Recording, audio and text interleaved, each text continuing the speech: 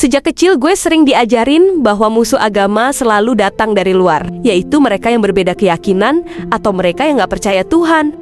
Tapi semakin gue dewasa, semakin gue sadar justru kadang yang paling berbahaya adalah mereka yang memakai nama Tuhan untuk kepentingan dirinya sendiri dan kelompoknya.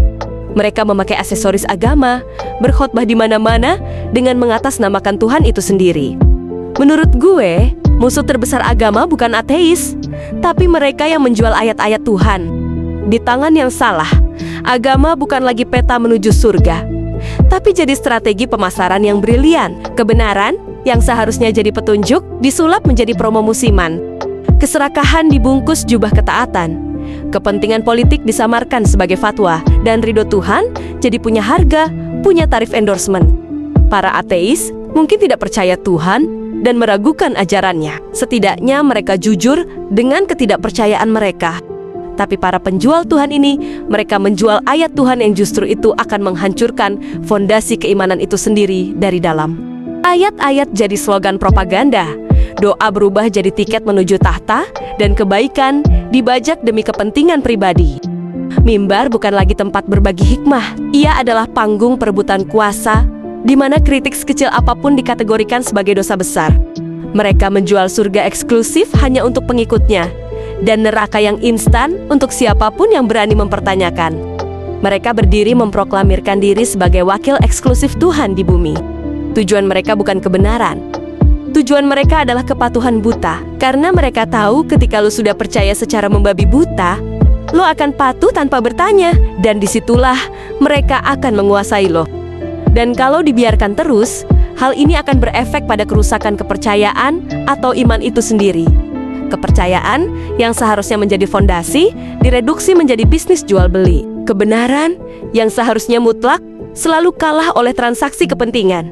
Generasi muda kita menjadi sinis bukan pada ajaran agamanya, tapi pada institusi dan tokoh yang mewakilinya, karena mereka melihat kotornya tangan-tangan yang bermain.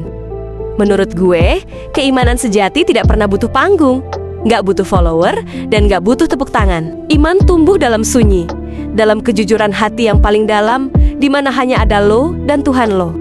Gue nggak ngomong ini karena gue sok suci atau karena gue anti agama, tapi justru sebaliknya. Gue ngomong ini karena gue ngelihat. Gue ngelihat teman-teman gue dan orang-orang di sekeliling gue, mereka kebingungan.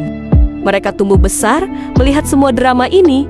Mereka lihat yang seharusnya ajaran agama itu damai, kok isinya konflik. Mereka lihat tokoh-tokoh agama yang seharusnya jadi teladan, kok malah banyak yang menggunakan agama dan ayat-ayat Tuhan demi kepentingan pribadi dan kelompoknya. Dan yang paling menyakitkan adalah kita jadi kehilangan esensi dalam beragama. Kita jadi terlalu sibuk ngecek benar salah orang lain, sampai lupa ngecek diri kita sendiri. Gue gak mau generasi selanjutnya akhirnya cuma kenal Tuhan sebagai produk jualan atau alat politik. Gue pingin mereka tahu kalau iman itu harusnya personal, harusnya hangat, dan harusnya membebaskan.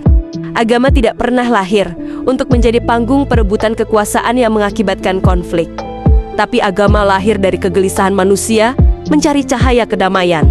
Dan ketika manusia mulai berambisi, mencemari keimanan tanpa landasan berpikir yang kuat, cahaya itu meredup.